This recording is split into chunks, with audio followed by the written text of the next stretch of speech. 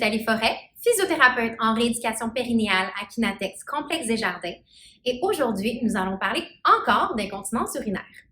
Quand on parle d'incontinence urinaire, on associe souvent à tort cette condition avec les femmes. Pourtant, les hommes aussi peuvent être affectés de fuite. Un trauma au plancher pelvien ou au bassin, ainsi que des conditions neurologiques peuvent affecter les deux sexes et ainsi causer des fuites urinaires. Cependant, la différence majeure entre l'incontinence urinaire de stress chez les hommes versus chez les femmes est reliée au mécanisme physiologique qui cause l'incontinence, ce qui veut aussi dire que c'est relié à l'anatomie. Chez les hommes, il existe deux sphincters urétraux, l'interne et l'externe. Le sphincter interne est la continuité du muscle détruseur de la vessie et est situé à la jonction entre la vessie et l'urètre. Puisqu'il est composé de fibres musculaires lisses, ce sphincter est sous le contrôle du système nerveux autonome qui est responsable de toutes les fonctions involontaires du corps humain. Le sphincter interne est responsable de prévenir le refoulement de sperme dans la vessie lors de l'éjaculation. Le sphincter externe est quant à lui situé en dessous de la prostate et est contrôlé de façon volontaire, affectant ainsi le flux d'urine.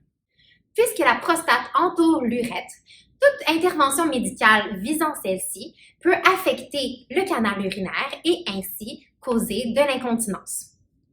On parle par exemple de prostatectomie ou de radiothérapie ou autre intervention.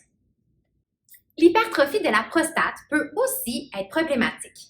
Lorsque celle-ci atteint une taille importante, elle peut comprimer la vessie et ainsi causer des adaptations néfastes. La vessie présente alors des contractions anormales et involontaires du muscle détruseur durant la phase de remplissage de la vessie, ce qui correspond à des symptômes d'urgence mictionnelle qu'on peut voir aussi lors d'une vessie hyperactive.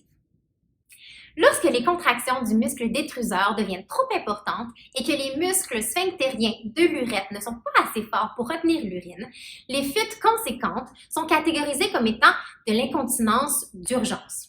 Il est possible aussi d'avoir une combinaison d'incontinence de stress et d'urgence que l'on nomme de l'incontinence mixte. Il ne faut pas sous-estimer l'impact de l'incontinence urinaire et il faut traiter rapidement cette condition. Une étude rapporte que 12 mois post-chirurgie de la prostate, les pourcentages de résorption de symptômes atteignent un plateau. Si vous souffrez d'incontinence de stress, vous pouvez commencer dès maintenant à faire des contractions du plancher pelvien. Pour vous assurer de bien faire ce qu'on appelle les Kegel, vous pouvez regarder votre phallus. Normalement, il devrait bouger un petit peu lors de la contraction. Vous pouvez aussi vérifier au niveau de votre anus pour voir s'il y a un refermement ou une contraction du sphincter. Il existe aussi des médicaments pour aider à diminuer l'incontinence. Ceux-ci sont majoritairement efficaces contre l'incontinence urinaire d'urgence. Lorsque la médication ne fonctionne pas et que la rééducation périnéale n'est pas assez, on peut aussi recourir à des chirurgies qui sont relativement assez invasives. En conclusion, on parle déjà peu d'incontinence urinaire. On parle encore moins d'incontinence urinaire chez les hommes. Pourtant, tout dépendant du type de chirurgie utilisée, jusqu'à 57% des hommes ayant une chirurgie de la prostate vont souffrir d'incontinence urinaire. Alors, il est important que vous sachiez, messieurs, que vous n'êtes pas les seuls et qu'il existe des ressources pour vous aider. Il est aussi important de savoir que la rééducation périnéale peut vous aider à combattre cette condition. N'hésitez pas à consulter en rééducation périnéale pour un traitement conservateur ou vous référer à un médecin ou un neurologue pour toute autre option.